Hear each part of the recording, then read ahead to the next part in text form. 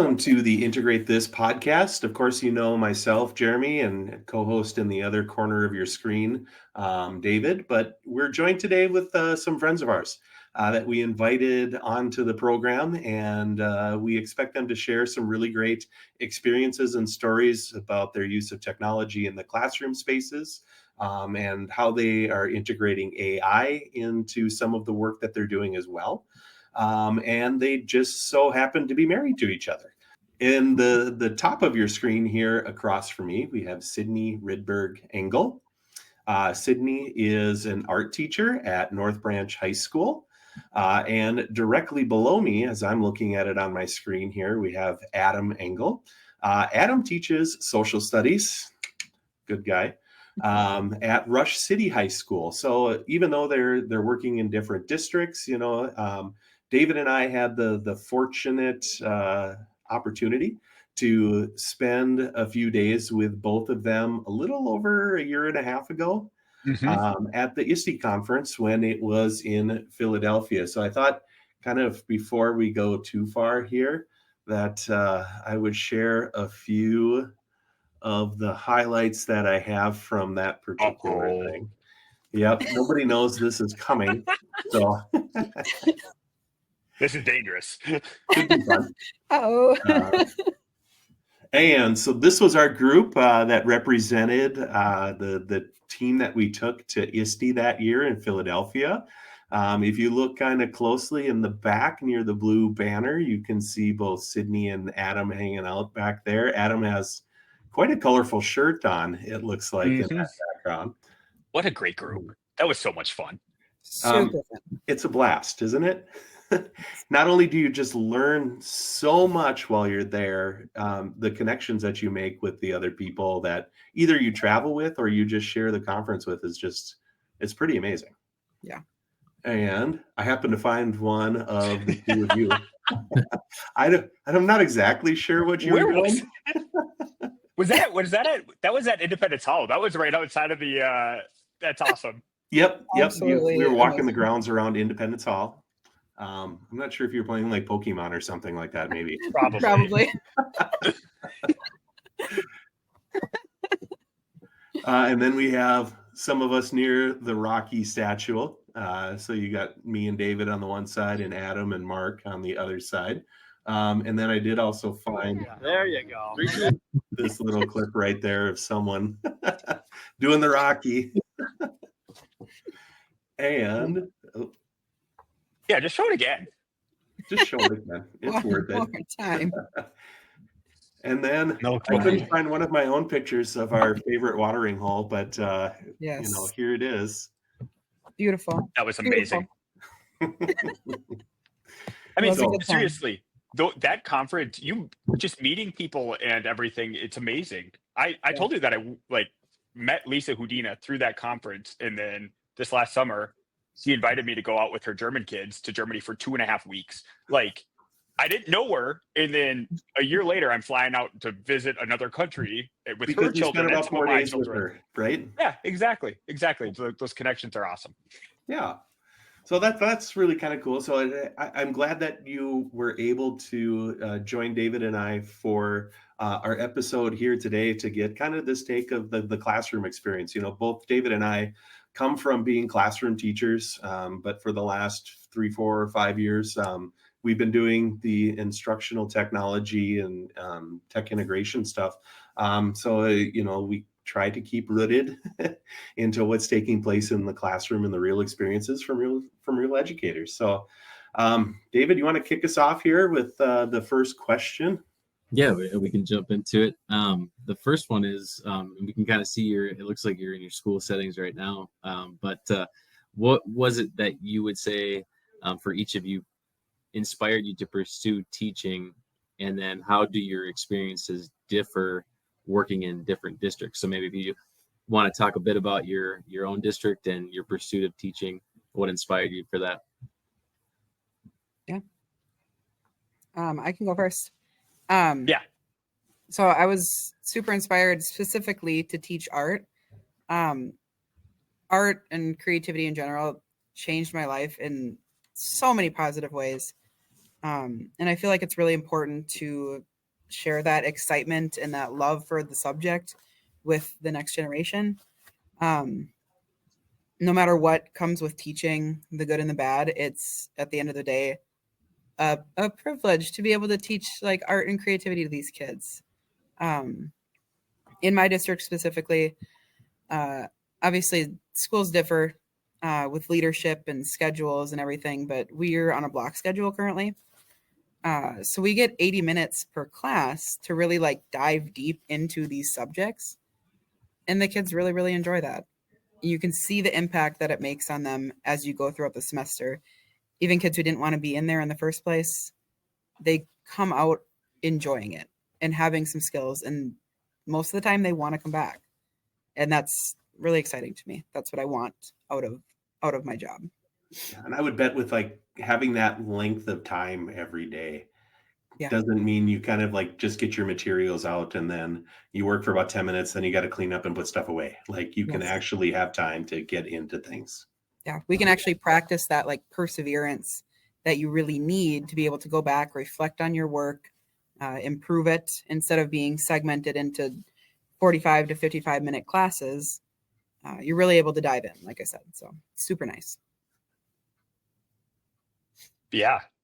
For me, I really pursued teaching and want to be a teacher because of the people that actually teach on the other side of this wall. I have the unique opportunity of teaching at the same school I graduated from. Wasn't in the life plan, but it's how it ended up happening. They inspired me because they taught history and geography and all these cool subjects where it contextualized, hey, why are we here? Why are we the way we are right now? But also just opened up the world beyond my tiny 2,800 people town. And being able to come back and teach in the same classroom, teach American history in the same classroom that I learned American history, it's been a dream come true. I love being able to just contextualize things for my students and help them identify why things are the way they are today. And then geography, it's just awesome. It's like going on a trip with my students every single day, teaching them about different people, about different cultures, about different cool places. So that's a lot of fun. So it's just a dream. Right. So let's add one more piece into this here. You know, I think you're on our podcast because we recognize that you guys are really pioneers. I think it's safe to say in your districts, in your buildings, when it comes to using technology to enhance those learning experiences and to engage your students in such a way. So, how do you think that's kind of shaped how you operate your class as you go forward, knowing that it can be that purposeful tool that really helps to either ramp up the learning or keep kids like on a hook? Yes. Sydney, do you want to take this one? I mean, I use technology so frequently in like the content delivery aspect of my content. When you integrate technology into an art classroom, which is typically pretty analog, you really have to shift the process of thinking. So a lot of times in art classes, people are very focused on the product, right? Mm-hmm. But technology allows you to really, really focus in on the process of creation, and getting better feedback with outside opportunities for technology, being able to pull in information from other classrooms or other people that I might not be able to deliver in a certain way, but somebody else can explain it differently, and hopefully the kids are able to latch on to that a little bit more. There's tons of different ways, obviously, to do that, but I think a lot of it is just exploring those tools and seeing what they can do, not just in the classroom, but also with other staff, so that you can really spread that technology use. Yeah, I mean, in the history in the geography classroom, it's amazing because 20 years ago, or when I was a student, 15 years ago, the material all came from that textbook, right? It came from the curriculum that came with the textbook. Teacher would just copy off worksheets, read it, answer the questions. But today, with my computer and the smartboard, as well as all of the student Chromebooks, they're not just computers. They're literally time machines. They can go and pull in pictures, primary sources, all sorts of things. And then they're airplanes to other places that our students never would be able to get to explore before. Back when I was a kid, the teacher would pull in the TV and throw in the VHS tape, right? And we'd watch that and it'd be like, oh, this is really cool. Here's my 1 hour of seeing another place for the month. Now I can pull up pictures. I can pull up all sorts of things just to have as just quick background information for students to see. It's really great being able to pull in those things. I mean, and then you combine AI with taking different perspectives, and we'll get into that, I know, but it's amazing. What so based on, I know there's like tons of positives, and obviously Jeremy and I are always looking at the positives of technology, but is there anything that you see as challenges when you're integrating technology? So be it like devices for students, or applications that you use that just don't always work the right way, or anything like that. Is there anything that you do with your students on a regular basis where you see challenges that come into play? Yeah, of course, right. There's always some kind of tech issue, right? Like Wi-Fi is going out, or whatever is going on. The slideshow doesn't work, or something happens, right?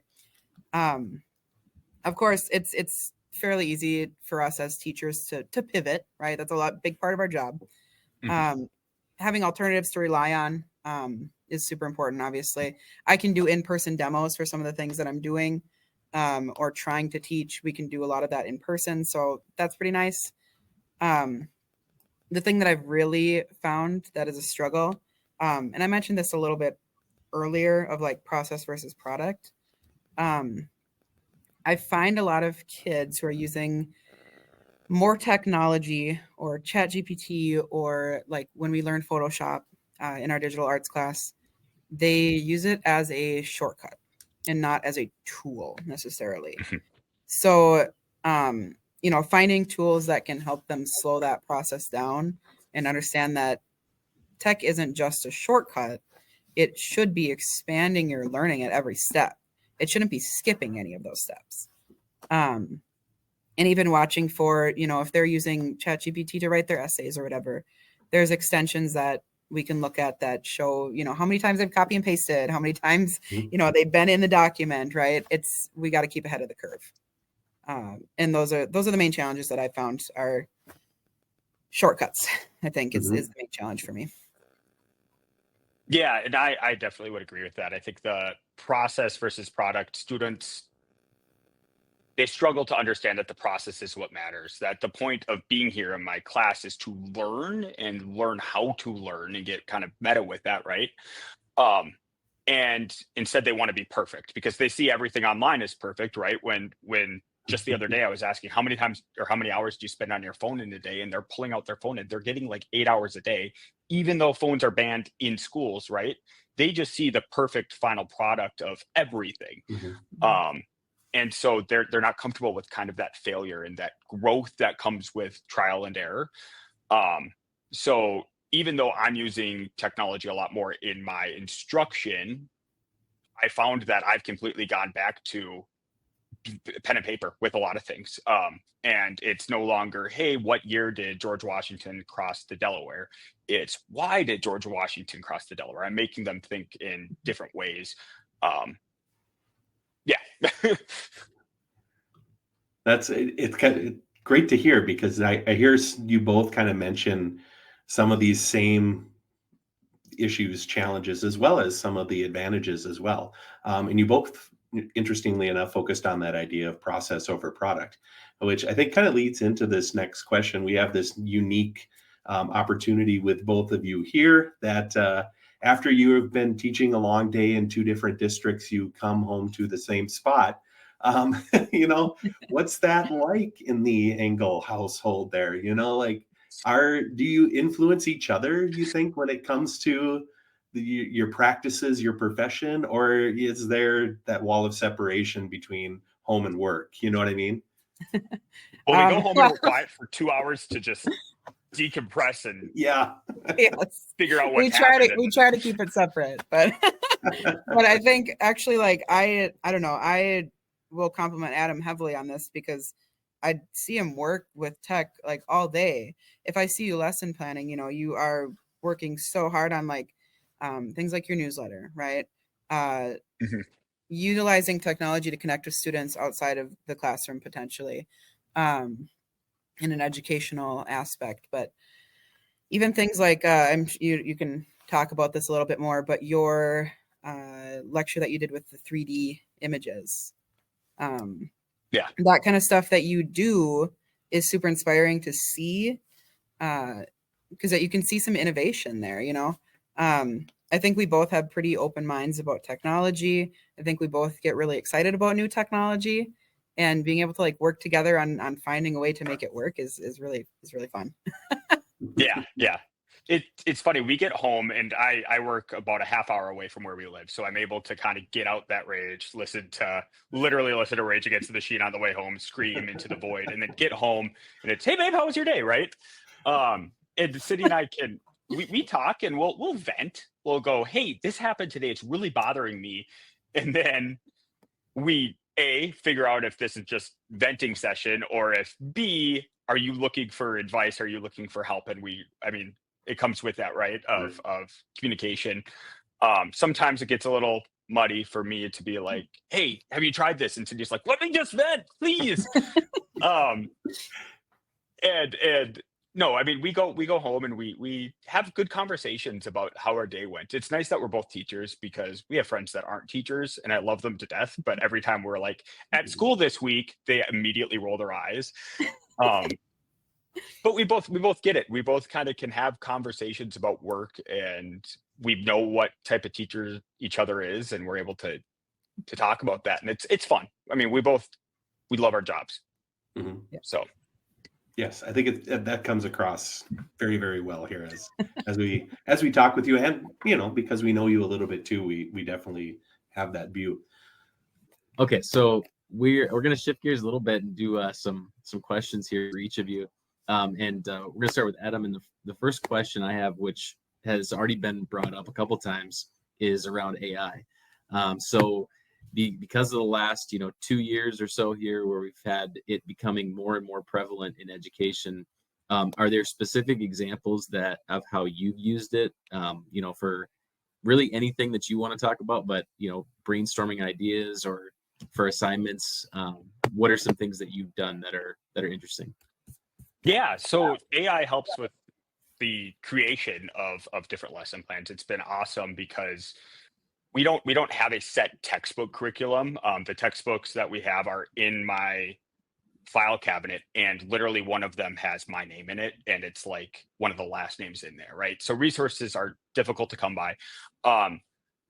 It's been great for creating new texts. Notebook LM is wonderful because I'm able to go and copy and paste different online resources, whether it's the American Yop, Britannica, all these things, and put them in there, and then say, hey, I'm looking to create a short 3-page reading on this for my students to read. Can you please create that? And then ask questions related to it. And it's able to present something that's really, really great. Of course, with anything AI, you don't just copy and paste it and put it onto Classroom. You have to go through and edit, but it takes a lot of that work out of it and makes it more streamlined, which is awesome. But also, working with students with AI is wonderful. I'll have students that begin a project and they get stuck, and then literally on my phone, the ChatGPT, the voice assistant is wonderful, because you could just open that up and press, hey, I have a student that's stuck with this right now. What do you think are some things that we could do? And my AI assistant kind of reasons through some of these things, which is awesome. An example of that would be, I have students design cereal boxes based on important European events. So we had like one on Greece, and the name of it was Greasy's, right? Like Greasy's peanut butter cups. And students get confused with the names. They're like, I don't know what to do. I'm doing something on Winston Churchill. What should I do? Open up the ChatGPT and say, a student's designing this cereal box. It's based on Winston Churchill. Can you suggest some fun, clever names? And it'll list 10, and then the student gets to pick one that they think is awesome. It helps a lot with that type of thing. And then the other part of AI that I just genuinely love is we in American history, we tend to read a lot of really old texts, a lot of old primary sources, and being able to take a random Federalist paper, copy it, paste it into ChatGPT and say, please translate this for a ninth grader today or a 10th grader, whatever reading level my student's at. And it submits something that has all of the core ideas, but it's translated, is amazing. It also helps with modifying things for students with special education services and different accommodations. It's awesome because I can take my tests, upload it, and say, here's the accommodation for a student. I never put the student's name, of course, right, into ChatGPT, and it will modify the test for me according to whatever that student has accommodations for, and create the answer key and everything, able to print it out, give it to the student, and it's perfect. So AI has definitely helped me a lot. I do worry though, the worst day of my teaching career was when Snapchat released their own AI. And students were like, I'm just going to ask my Snap AI this. And it created some good answers. But at the same time, it's like, dude, you're a 10th grader and you don't have this style of writing. You're not a college student, right? So it's easy to see, but students now have access to it in a lot of different ways. That is terrifying.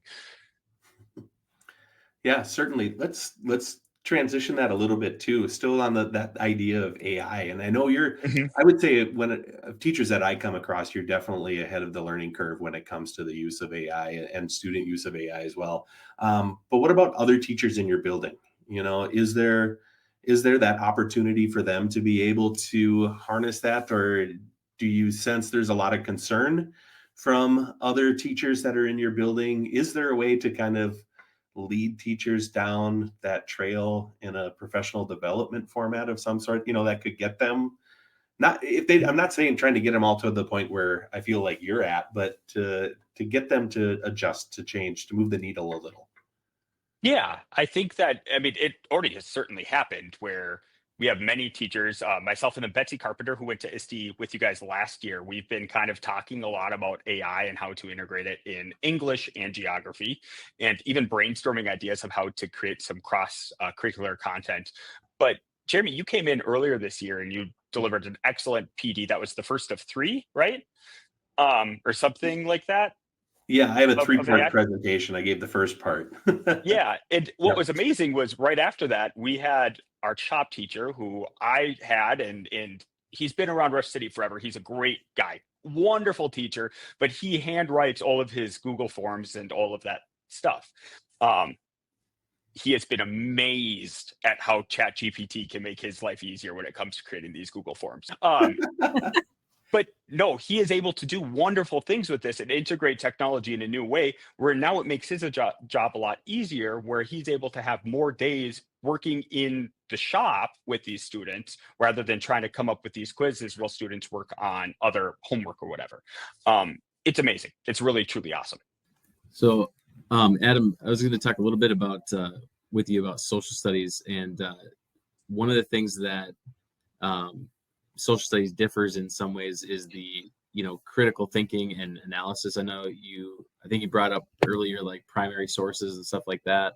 How do you ensure that AI supports rather than replaces some of those skills that we know students need to be able to have?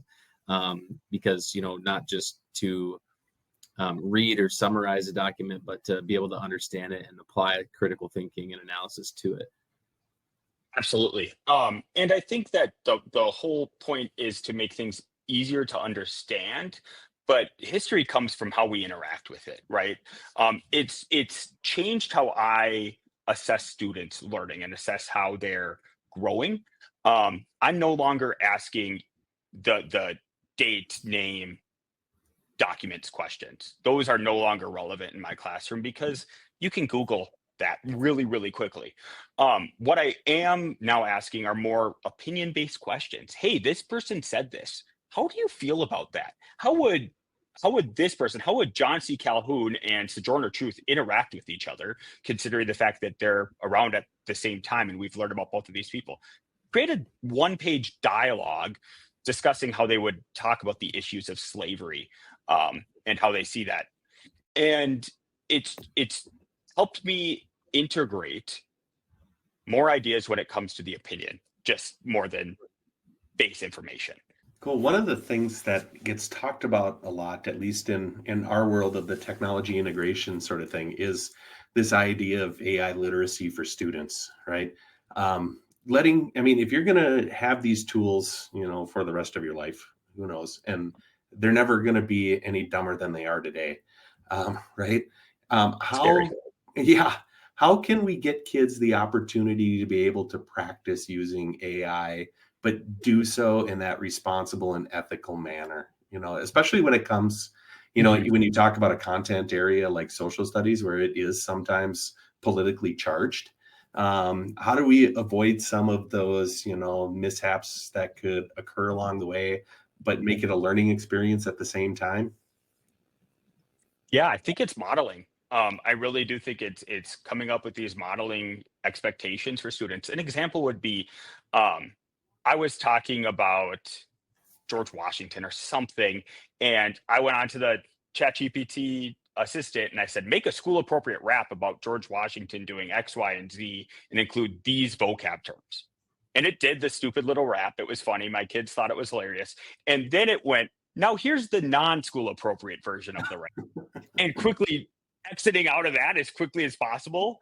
Um, it shows kind of how AI can fail to students. And I've shown examples of what slideshows look like when it's AI generated. And then that, Mr. Engel, that's boring. Why would I do something like that? Right. Showing students that it is a tool more than a replacement is, I think, really what's important here. And this is a conversation that Sydney and I have a talk about a lot when it comes to art and the creation process, is that it is important that we take ownership of whatever we're creating. I don't just have ChatGPT create all of my stuff and then I copy and paste it onto Google. That is unacceptable. It's unethical, in my opinion.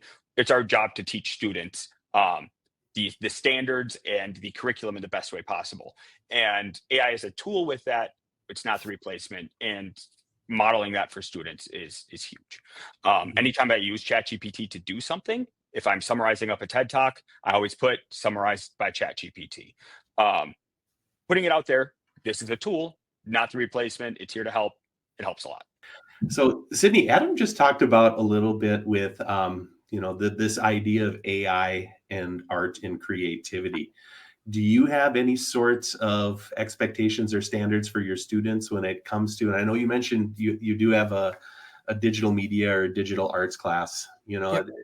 do you address the elephant in the room with students?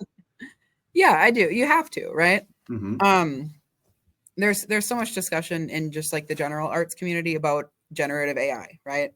Um, and what's acceptable and what isn't, and what these models are being trained on, and all that, right? That's a whole separate conversation for the most part, but the kids know that AI exists. The kids know, I know AI exists.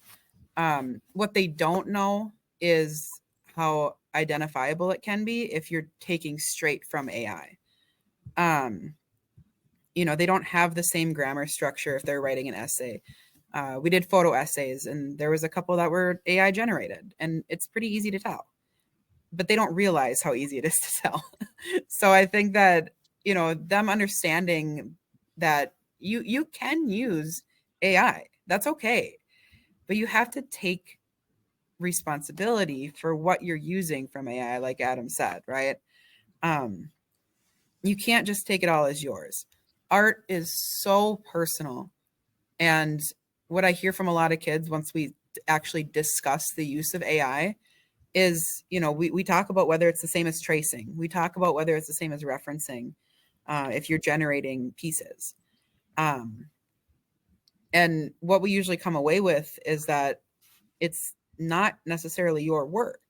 It's something to help, but it's not your work. And the heart and soul of art is you, as a creator. So I think that eventually, if we address it, they do understand, Hmm. um, what that process looks like with AI being a part of it, and not as the entirety of the process. Right. And Sydney, so that since that's a like the hands-on creative discipline where like because it is such a personal thing and you have students that come and create in your room. Do you see, are there ways where you see technology and how you use it complementing that process and kind of still enabling them to keep their creative persona, but then use technology in positive ways without losing some of that? Oh yeah. I mean, there's entire fields that are dedicated to technologically based artwork, right? Digital art, digital photography, graphic design. And if the students aren't able to adapt to those or utilize them, they will struggle in the future. Their future does involve digital art. Obviously, students are pretty used to having things hands-on in art. So there's a little resistance to that factor of technology. But once they understand, like, hey, this is something that is going to be part of your life, right? The company Kodak, right? They partially failed because they didn't adapt to digital photography. They were stuck in that film era. They thought digital photography was a huge fad, and they were wrong. So they failed because of that. And I use that as an example in digital photography, our class. We don't have a dark room. We use cameras, digital cameras, to take those photos. We edit them digitally. And of course, you can take those things and use them physically, things like collages or retouching things. But I think that it's pretty hand in hand at this point. Subjects like ceramics, maybe not as much, but a lot of them, things like drawing, painting, if you are generating ideas with that, it's helping you to get some feedback on the way that you're thinking about your projects. You can certainly integrate it pretty simply in art. Cool. So what do you think, continuing along these lines, I could tell that you use a lot of technology in your coursework in a hands-on elective class, right? But what do you think are some of the challenges of integrating technology while still preserving, the idea that you're trying to develop those foundational artistic, creative skills for students? Sure. I think, and this was kind of touched on earlier, but I do feel like students, I do feel like students tend to put a little less effort into wholly digital work. Again, because I feel like it's such a different process that students tend to use those as shortcuts, right? So when we're doing digital work, the challenge is getting them to think while they are editing or while they're drawing or while they're doing whatever they're doing. Because even in digital art, things like line quality, texture, colors, those still matter. The visual impact in the end is one of the important pieces of creating art. And that visual impact is just as important, whether it's digital or physical. And I think, again, that idea of it being about the process and about learning those basics and then taking those basics and twisting them, rather than really focusing on having this, image at the end of it is super important. The elements and principles of visual arts still apply no matter what kind of art you're making. It sounds like too, it's very iterative, like, and it can be, even if you're working on it in digital forms, keep tweaking it and, fine tuning it to get to the point where it is that final clear expression of what you're trying to convey with the guiding principles that you talked about. Yes. Reflection is so important in artwork. Mm-hmm. And again, if you aren't able to, go back and look at your work and improve it, then that's where you're really going to be missing out on that creativity piece. So what unique opportunities do you see for technology in elective courses that might differ from core subjects? I do think that a lot of things that are useful in elective courses are also useful in core classes. For the most part, the tools are pretty similar. And a lot of the time there's like a kind of a false separation between cores and electives. Because ideally, electives should feed into core classes and core classes should feed into electives. We should be working on similar skills, especially with technology, where a lot of that basis is the same.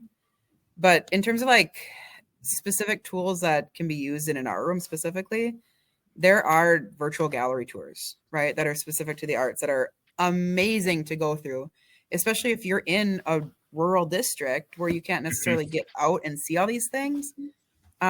Google Arts and Culture, that site is amazing. They have pocket galleries where you can go through like a 3D gallery and see all these works. You can see artist statements. You can see what a real gallery looks like and the environment of an art gallery without, necessarily having to bring 40 kids to the MIA, right? And especially if you're not able to have those opportunities, it's amazing. So, but I do think those gallery tours and everything like that can easily be integrated into other classes, right? Even drawing tablets that are being used, Photoshop, those are all things that you can use in every class. So of course there's things that are art specific, but I really, really, really think that electives and core are separated so often, and they shouldn't necessarily be. I think those tools are good for everybody. Yeah, I think you make an excellent point. And I think if they get exposed to a tool, say in an art class, and then they can find a way to apply it in another one, boy, what did you just do to those connections between the students, activating prior knowledge and, Yes. And then how are they going to reflect upon it afterwards too? It's just really, really cool. I'm laughing a little bit because I'm thinking of my kids who I teach Photoshop to, and then they Photoshop their other teachers into different situations, which is always really funny. So that's why I was again, responsible and ethical uses of these tools, people. Yes, we talk about that too. So one more here for you, Sydney. Do you think when students come to your class, like maybe they've never had you as a teacher before, right? And they come into your class, do you think that they're a little bit more open or more resistant to using technology in an elective art class than they would be in because they kind of expect it that they're going to be using it in their core classes, right? Yeah, for sure. Like core classes, these guys grew up on writing their essays in Google Docs and reading ebooks and watching YouTube for like social studies intros and getting academic journals for science, right? Or, using photomath for math or whatever it is. But when you're learning art as a kid, you're learning with like a crayon in your hand, right? You're not doing digital stuff. And the most that they've done a lot of the times when they get up to me with technology in the art classroom is that they've maybe documented their work on like Seesaw on iPads. So it's not something that they're super used to. And it's asking them to do something new and challenging maybe, which we all know that there's a little fear of the unknown, and they might not be super comfortable with technology like that. So I do feel like they tend to see it as kind of a departure when they get into some of my courses. Even when we do like Blookets at the beginning of class, they always have their paintbrushes in hand already, and they're like ready to go. And I'm like, nah, we're going to review, actually. Sorry. So we got to slow them down a little bit. But I do think that there's a lot of discussion in, again, the art world. There's a lot of controversy about digital art itself. And, whether it's a shortcut or whether it's real art or whatever it is, right? Which are, kind of silly questions. But I think they hear that and they absorb it, and it's never really challenged. So it's asking them to do something new that they're not used to.